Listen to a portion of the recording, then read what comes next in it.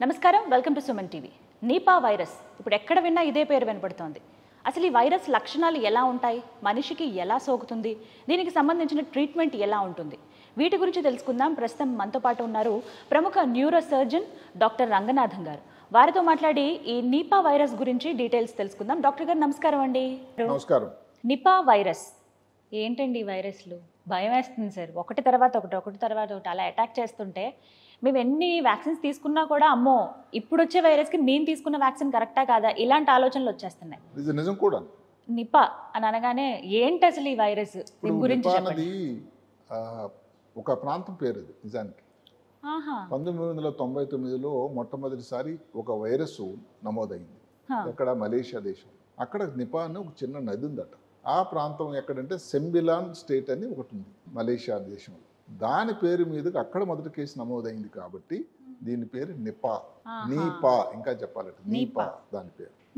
అయితే తర్వాత ఇప్పుడు ఏ వైరస్ వచ్చినా కానీ ఏ కారణం అన్నది మనం తర్వాత వెతకాలి. కానీ మన దేశంలో ఇది ఎక్కువ ఇలాంటి వైరస్లు, మీరు స్వైన్ ఫ్లూ తీసుకోండి, కోవిడ్ నాడు తీసుకోండి, మంకీ పాక్స్ తీసుకోండి, లేకపోతే ఇంకేదన్నా కానీ అది ఎందుకు ఆ కేరళ రాష్ట్రం మీద దండయాత్ర మొదటిసారి జరుగుతుంది. ఇది కూడా కేరళలోనే. ఇది కూడా కేరళలో. ఈ మధ్య కాలంలో కేరళలోనే ఒక అలాంటి కేసు నమోదు అవడం వల్లే మళ్ళీ జనాలు మేల్కొన్నారు. ఇదేదో ఈవేళ వచ్చింది కాదండి.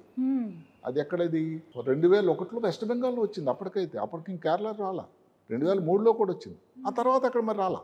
ఇప్పుడు మా గత 2016, 18, 22, 23, 24 ఇప్పుడు ప్రతి సంవత్సరం 1-2 కేసులు రావడం జరుగుతూనే ఉన్నాయి. వచ్చిన తర్వాత ఈసారి ఏమిటంటే భారతదేశం ప్రభుత్వం కానీ లేకపోతే కేరళ రాష్ట్రం కానీ ముందు నుంచి అనుభవం ఉంది కాబట్టి దానికి కడుగైన జాగ్రత్తలు ICMR వాళ్ళ తాలూకు ఒక 235 దళాలు, అంటే చుట్టుపక్కల వచ్చిన వాళ్ళందరికీ.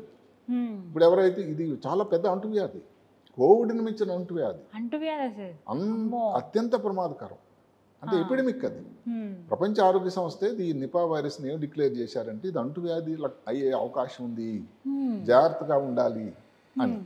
ఇప్పుడు నిపా వ్యాధి వచ్చిన వాళ్ళని ఇప్పుడు హెల్త్ వర్కర్స్, డాక్టర్స్, నర్సెస్ వీళ్ళందరూ దగ్గరలో ఉంటారు కదండి, వాళ్ళందరూ కాంటాక్ట్స్ అవుతారు.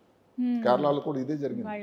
జరిగిపోయినటువంటి అబ్బాయి చిన్నపిల్లాడు ఒకటైతే అతనితో కాంటాక్ట్ వచ్చిన వాళ్ళు 369 మందిని పర్యవేక్షణలో ఉన్నారు. వాళ్ళందరికీ పరీక్షలు కూడా జరిగాయి. అయితే ముందు కోవిడ్ తాలూకు అనుభవం వల్ల ఏమిటంటే దీని మీద ప్రజలకు గురి తొందరగా కుదిరింది. ఏదైతే పూణేలో ఉండేటువంటి నేషనల్ ఇన్స్టిట్యూట్ ఆఫ్ వైరాలజీ వాళ్ళు అక్కడ దీనికోసం టెస్టులు చేయటం అవన్నీ జరుగుతూ ఉన్నాయి. అందువల్ల ఇబ్బంది అన్నది కంట్రోల్ చేయడానికే గట్టి ప్రయత్నం జరుగుతుంది. కానీ ఇక్కడ ఒక చిన్న నేను చెప్పడం ఏంటంటే, మీరు మాట వినుంటారు, హ్యూమన్ ఎనిమల్ కాన్ఫ్లిక్ట్ అంటే ఏమిటి? మనిషి జంతువుల మధ్యన వచ్చినటువంటి విభేదాలు, వైరుధ్యం, దానికి ఇది ఒక ముఖ్య ప్రతీక అయిపోయింది నిపా వైరస్. మీరు అడగొచ్చు ఏంటి అని. అంటే భగవంతుడు సృష్టి చేసినప్పుడే మనుషులు ఇక్కడ ఉండాలి, వాళ్ళ ప్రాంతంలో వాళ్ళ ఊళ్ళో నివసించాలి, జంతువులు అరణ్యంలో ఉండాలి, అక్కడ ఉండే పక్షులు అవన్నీ వాళ్ళ పలహారాలు సేకరించి ఉండాలి. ఇప్పుడు వచ్చి ఆ పక్షులు కానీ లేకపోతే అక్కడ నుంచి జంతువులు ఇక్కడ మనుషుల మీద దాడి చేస్తే దానివల్ల కారణం ఏంటంటే ఇప్పుడు చెట్లు నరికేయడం చాలా ఎక్కువ అయిపోయింది. అర్బనైజేషన్, ఫారెస్ట్ల తాలూకా కవరేజ్ తగ్గిపోయింది. మామూలుగానే కేరళ రాష్ట్రంలో ఏంటంటే ఫారెస్ట్ చాలా ఎక్కువ, గ్రీనరీ కవర్ ఎక్కువ. ఎప్పుడైతే మనం చెట్లు నరికేస్తున్నామో ఈ జంతువులన్నీ ఇక్కడికి వస్తున్నాయి. ఈ మధ్యన కొన్ని ఏనుగులు కేరళలో వచ్చే వ్యక్తులను తెచ్చవడం పెద్ద గొడవైంది దాని గురించి. ఈ వైరస్ కూడా అలాంటిది అయింది. నిపా వైరస్ అక్కడతో అయిపోయిన తర్వాత ఇక్కడ మనం చెప్పినటువంటి మలేషియా, తర్వాత థాయిలాండ్, ఫిలిప్పైన్స్, మన దగ్గర ప్రాంతం ఉండండి. ఇది అమెరికాలో మళ్ళీ రాలా, యూరోప్లో రాలా, అక్కడ రాలేదు. ఆ తర్వాత సరే బంగ్లాదేశ్, అసలు బంగ్లాదేశ్ నుంచి వచ్చిన స్ట్రెయినే మన దేశంలో ఉంది అని దానికి అందుకని ఒక బుద్ధి పేరు పెట్టారు, బంగ్లాదేశీ స్ట్రెయిన్ అని. అంటే అక్కడ నుంచి వచ్చినటువంటి విత్తనం అని.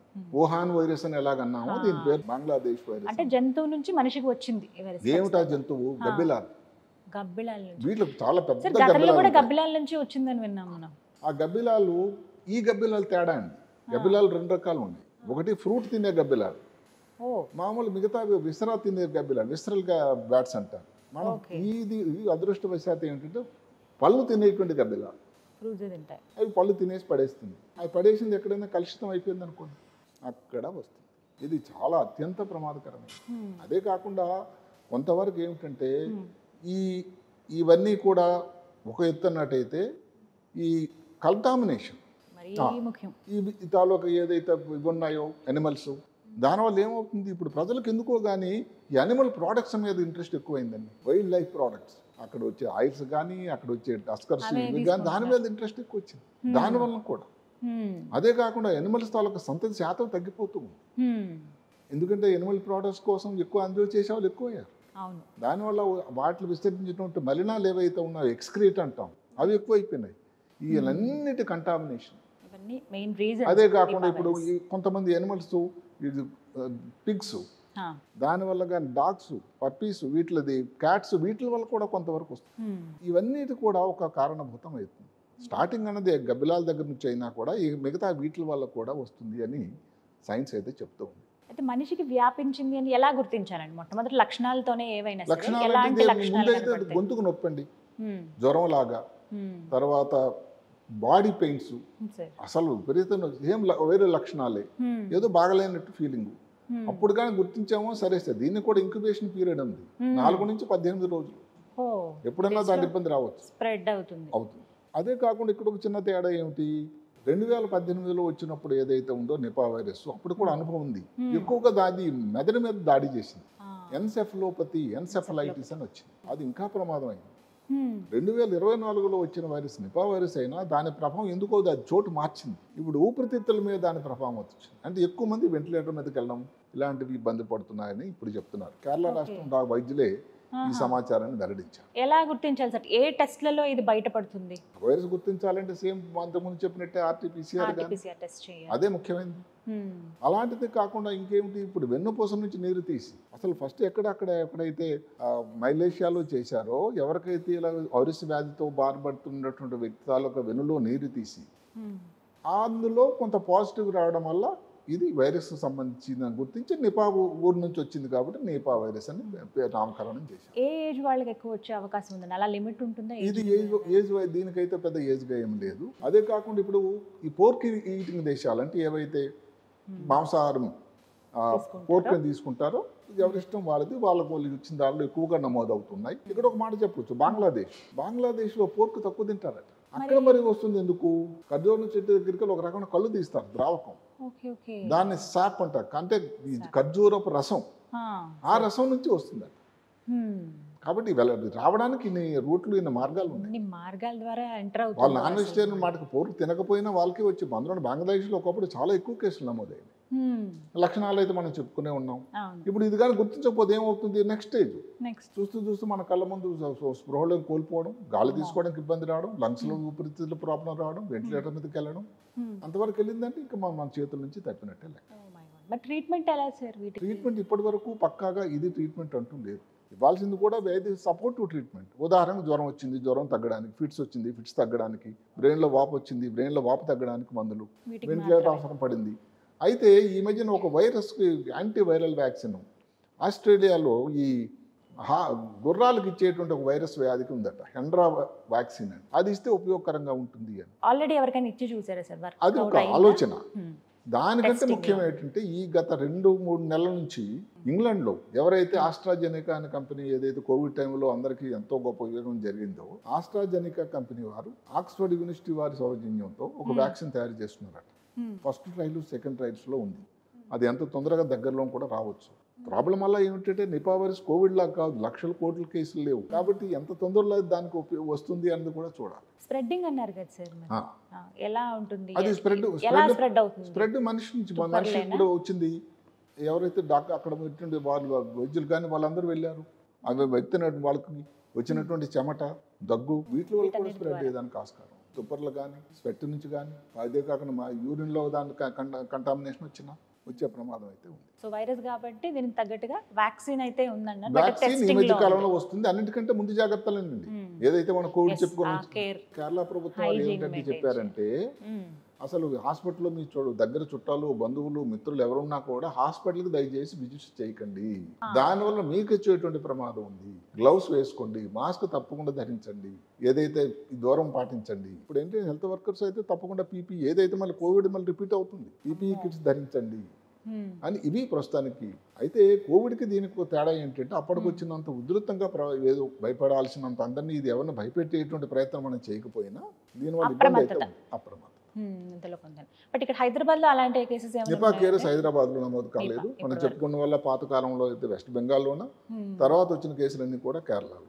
ఆ రాష్ట్రాన్ని దాటి దానిపై అయితే ఏమిటి, ఇప్పుడు చుట్టుపక్కల వాళ్ళు కొన్ని సరిహద్దులు ఉన్నాయి. మనకేంటి, తమిళనాడు ఉంది. తమిళనాడు వాళ్ళు అప్రమత్తం అయ్యారు. ఇప్పుడు అక్కడ వైరస్ స్ప్రెడ్ అయ్యేదానికి ఏది ఆపలేరు కదా. అందుకని అక్కడ ముందే జ్వరం కానీ ఎవరైనా అక్కడ నుంచి ప్రయాణం చేసి తమిళనాడులో ప్రవేశించి కోయంబత్తూరు ఇలాంటి ప్రాంతాల దగ్గరలో ఉన్నాయి. అక్కడ వాళ్ళకి జ్వరం కోసం పరీక్షలు చేయడం, వచ్చినట్టయితే వాళ్ళని ఐసోలేషన్లో పెట్టడం, ఇవన్నీ కొంచెం ఇంకా తమిళనాడులో అలాంటి పరిస్థితి రాలేదు. కానీ దానికి వాళ్ళు అప్రమత్తంగా ఉన్నారు, సన్నద్ధంగా ఉన్నారు. లేకపోతే మళ్ళీ లాక్డౌన్ లాంటి పరిస్థితులు వచ్చినా ఆశ్చర్యం లేదు. అలాంటి మరి రాకూడదని కోరుకుంటున్నాం. అదేం గొప్ప ఎక్స్పీరియన్స్ కాదు. అయితే ఏంటంటే ఉన్న నంబర్ ఆఫ్ కేసెస్ని బట్టి ఆ లాక్డౌన్ లాంటి పరిస్థితి భారతదేశం అంతా స్ప్రెడ్ అయ్యేటువంటి అవకాశం చాలా చాలా చాలా తక్కువ ఉంది.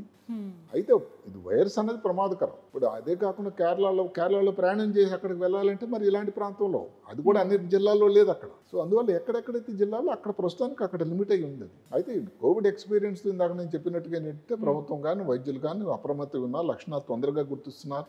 అదే కాకుండా ఇదే మొదటిసారి నమోదు కాదు కాబట్టి దాని నుంచి ఆ ప్రాంతంలో ముందు వచ్చింది కాబట్టి ఇదేమైనా నిపా వైరస్ దానికోసం ముందు జాగ్రత్తలు తీసుకుంటున్నారు. ముందు మేము ఆల్రెడీ వ్యాక్సిన్ వేసుకున్నాం కదా సార్ కోవిడ్కి, అది ఆ వ్యాక్సిన్ దీనికి సరిపోదని చెప్తున్నారు. దీనికి వేరే వ్యాక్సిన్ అవసరం. అంటే దీని వేరే సంగతి వేరు కదండి. లక్షణాలు వేరుగా ఉన్నాయి, అన్ని వేరుగా ఉన్నాయి. ఇదేది మమ్స్ మీజిల్స్ సంబంధించిన వైరస్ లాంటిదండి. కాబట్టి కోవిడ్ వ్యాక్సిన్ దీనికి పనిచేయదు. సో సెపరేట్ గా వేసుకోవాల్సింది. బట్ అంతదాకా స్ప్రెడ్ అవ్వకూడదు అనే కోరుకుందాం. దీనికి ప్రస్తుతానికి ఉన్న పరిస్థితిని బట్టి 2024 మనం జూలైలో ఉన్న ఆఖరిలో ఇప్పటి పరిస్థితిని బట్టి రాకుండా చూసుకోవడం ఏదైతే ఉందో ప్రివెన్షన్ దీనికి. ఎందుకంటే ఇంకా వైరస్ కోవిడ్ లాగా వచ్చింది అని ఒక గాలి ఊపిరి తీసుకోవడానికి లేదు. ఇంకా అది వచ్చినంత వరకు మనం వెయిట్ చేయక తప్ప. బట్ ఆ కేర్ అయితే చాలా ఇంపార్టెంట్, చాలా చాలా అవసరం. మళ్ళీ అప్పుడు ఎలా మాస్క్లు అయితే వేసుకున్నాము, శానిటైజేషన్, సెల్ఫ్ అంటే ఇప్పుడు హైదరాబాద్లోనో లేదా ఢిల్లీ నగరంలో వేసుకోమని భయపెట్టను కానీ డెఫినెట్గా కేరళ పరిసర ప్రాంతాలు వాళ్ళ దగ్గరలో ఉండే వాళ్ళు మాత్రం చాలా కేరళ నుంచి ప్రయాణం చేసి హైదరాబాద్ ఎవరైనా వచ్చినా అలాంటి దాని అవసరం అయితే జాగ్రత్తలు అయితే తీసుకోవాలి.